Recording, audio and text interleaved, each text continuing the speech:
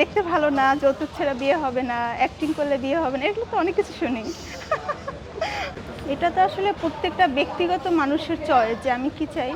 কিন্তু যদি বলতে হয় যে যারা আসলে মন দিয়ে ভালোবাসে তারা তো আসলে কখনোই ছেড়ে যায় না। আমার তো অভিজ্ঞতা খুবই কম। তবে বলব যে ভালোবাসা যদি থাকে তাহলে আসলে তারা তার সাথে থাকে। আসলে সবাই তো নিজেকে বড় জায়গায় দেখতে চায়, স্বপ্ন বড় থাকে। তবে আমার অনুপ্রেরণা বলতে হবে শাবনূর আপু। তাকে দেখে ছোটবেলায় খুব ইচ্ছে ছিল সিনেমার বড় পর্দার নায়িকা হওয়ার। এখনো তো কিছু করতে পারিনি। তবে ভবিষ্যতে তার মতো নিজেকে দেখার খুব ইচ্ছা।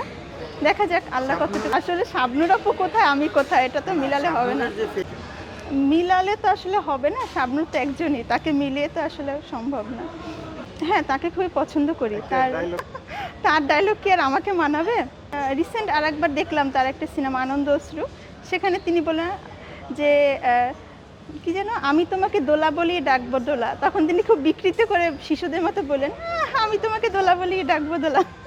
'আনন্দ অশ্রু' সিনেমার একটা ডায়লগ ছিল সালমান শাহ এবং শাবনূরের। তাদের গানগুলো আসলে এখনো পুরনো হয় না। তারা আমাদের কাছেও এখন আইডলের মতো। শাকিব খান, তারপরে আরিফিন শুভ আছেন, সিয়াম আছেন, আফরান নিশো, সবাই তো ভালো করছেন। শরীফুল রাজ, সবার সাথেই চাই। আমি তো পরাণ সিনেমা দেখার পর শরীফুল রাজের বিশাল বড় ভক্ত হয়ে গেছি।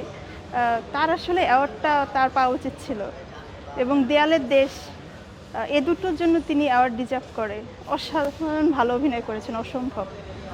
আজমেরি হক বাঁধন এবং জয়া আহসান, তাদেরকে বেশি ভালো লাগে। তাদের অভিনয়ের যে একটা চমৎকার একটা অভিনয়, নিজেকে প্রেজেন্ট করতে পারার প্রতিটা চরিত্রে, এটা আসলে খুব কম নায়িকারা পারে।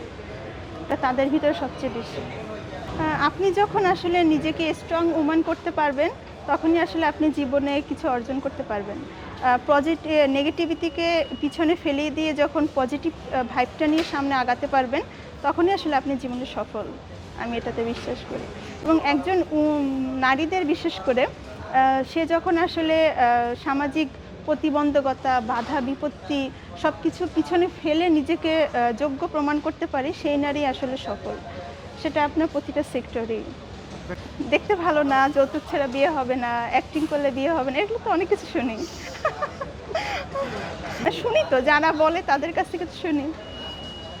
এই যে আমাদের নারীদের যে যৌতুক ছাড়া বিয়ে হবে না, এই বিষয়টা নিয়ে আমি বলতে চাই। একজন নারী যখন অর্থনৈতিকভাবে সবল হয়, তার একটা ক্যারিয়ার থাকে, তার একটা পরিচিতি থাকে, ব্যক্তিত্ব থাকে, তখন আসলে তাকে কেউ পিছনে ফেলতে পারে না, কিন্তু এভাবে বোঝা মনে করে না সমাজের। তো আমি বলবো যে সমাজের প্রতিটা নারীরই উচিত তার নিজস্ব ব্যক্তিত্ব তৈরি করা, নিজস্ব পরিচয় তৈরি করা। তাহলে আসলে সে কখনো সামাজিকভাবে হেয় প্রতিপন্ন হবে না।